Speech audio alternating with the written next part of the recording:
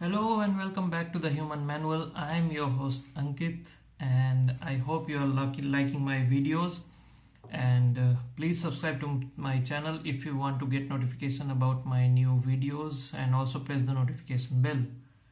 So today we will continue from the text 25 of the first chapter of Bhagavad Gita, and before we start we shall pray. Om Agyantimirandhasya Gyananjanasalakaya Chaksasurunmilitam Yena Tasmai Sri Gurave Namah. Chapter 1 and text 25. Bhismadrona Pramukhata Sarvesam Cha Mahikchitam Uvacha Partha Pasyetan Samavetan Kuruniti.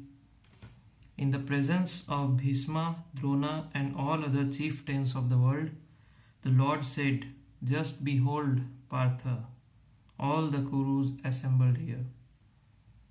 So who is Partha? Partha is Arjuna himself, who is the son of Pritha or Kunti. So that's why here he is being referred to as Partha.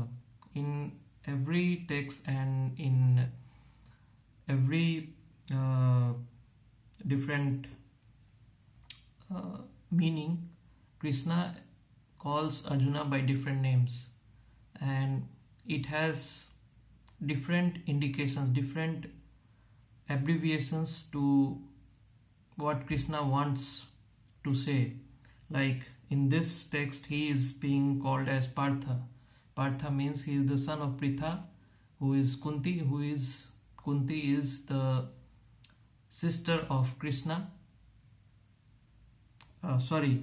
Kunti is the sister of Krishna's father Vasudev, and therefore Kunti is her bua, as we say in Hindi. So, and Arjuna is the son of Kunti. So he has a blood relationship with Krishna, has a blood relationship with Arjuna. So that's why he is here being termed as Partha.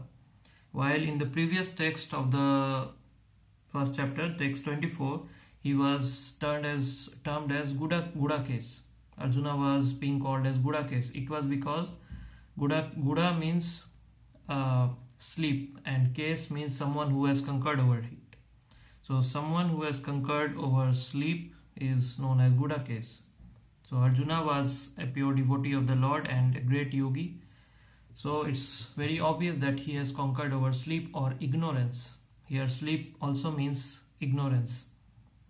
So it's obvious that because he was a pure devotee, he had conquered over sleep. So that's why he was being termed as Gudakes. So in similar ways, there are different terminology or names of Arjuna, and each name has a different meaning, and Krishna takes the different names to make us he wants to explain what the purpose of the name and at that particular point of time. So we will come to know why in this text he is being termed as Partha. Purport: as the super soul of all living entities, Lord Krishna could understand what was going on the mind of Arjuna. Now Krishna is the super soul of the living entity, so therefore he could definitely understand what was going inside the mind of Arjuna. The use of the word Rishikesh in this connection indicates that he knew everything.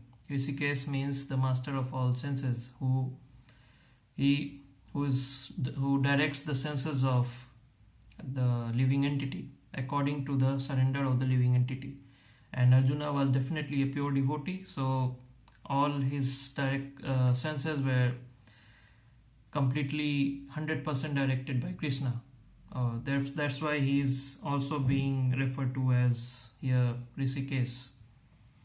And word Partha, meaning the son of Pritha or Kunti, is also similarly significant in reference to Arjuna. As a friend, he wanted to inform Arjuna. So as a friend means Krishna and Arjuna has a friendly relationship. They were nearly of the same age, and their relationship was therefore of friends. Therefore, here Krishna wants to inform Arjuna that because Arjuna was the son of Pritha, the sister of his own father Vasudev, he had agreed to be the charioteer of Arjuna. Now, what did Krishna mean when he told Arjuna to behold the Kurus? Now, in this text, we see that he is being a little bit sarcastic over Arjuna that, okay, what do you want to see now in this battle? You must fight. What do you want to see? You have come in the midst of the battle and you want to look. What do you want to look? Just go and fight. That's why he is being a little bit sarcastic to Arjuna that just behold Partha, all the Kurus assembled here. So that's why now this is what Krishna means that when he told Arjuna to behold the Kurus. Did Arjuna want to stop there and not fight? Krishna never expected such things from the son of his aunt Pritha. The mind of Arjuna was thus predicted by the Lord in friendly joking or in a sarcasm. So we will read out the text 26 and text 27 of the first chapter of Bhagavad Gita also, because these texts are small and the purports are also very small. So text 26. Tatra pasyat sthitan partha pitrin atha pitamahan acharyan matulan bhratrin putran potran sakhims tatha swasuran suhridaschaiva senayor api. The meaning of this Sanskrit text or verse is, there Arjuna could see within the midst of the armies of both parties his fathers, grandfathers, teachers, maternal uncles, brothers, sons, grandsons, friends, and also his fathers-in-law and well-wishers. So when Arjuna reached in the midst of the battle, when he asked Arjuna to take me in the midst of the battle so that I can see who are the persons assembled in the fight, the persons who are with me and those who are against me. So I want to have a look over them. Purport: on the battlefield, Arjuna could see all kinds of relatives. He could see persons like Bhurisriva, who were his father's contemporaries, grandfathers like Bhisma and Somdat, teachers like Dronacharya and Kripacharya, maternal uncles like Salya and Sakuni, brothers like Duryodhan, sons like Lakshman, friends like Aswathama, well-wishers like Kritavarma, etc. He could see all the armies which contained many of his friends. So here in this text we can see who all were assembled in the battle, either on the enemy side or in his side. So there were persons like Bhurisriva who were his father's contemporaries, grandfathers like Bhisma and Somdat, teachers like Dronacharya and Kripacharya, maternal uncles like Salya and Sakuni, brothers like Duryodhan, sons like Lakshman, and friends like Aswathama, as well as well-wishers like Kritavarma, etc. So all the persons whom he saw were in some way or the other related to Arjuna, and therefore it was very important for Arjuna to have a look over them. So we will continue with the text 27. What did Arjuna see and what was his thought over it? Tan samiksha sa kaunteya sarvan bandhun avasthitan kripaya paraya visto visidanitam apravit. The meaning of this verse is, the translation of this verse is, when the son of Kunti, Arjuna, saw all these different grades of friends and relatives, he became overwhelmed with compassion and spoke thus. Now it was quite obvious for Arjuna when he saw these relatives who were some of his father's contemporaries, some of them were grandfathers, some of them were his friends and well-wishers, some of them were maternal uncles, and obviously some of them were the brothers like Duryodhan and all. So, and because Arjuna is a very pure devotee, so it is for devotees like them, they don't see the enviness of in anyone else.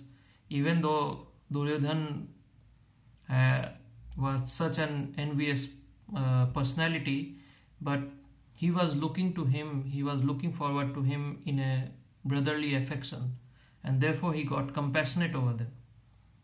As it has already been discussed in the text 22, that as a pure devotee of the Lord, Arjuna had no desire to fight with his cousins and brothers, but he was forced to come onto the battle by the obstinacy of Duryodhan, who was never agreeable to any peaceful negotiations.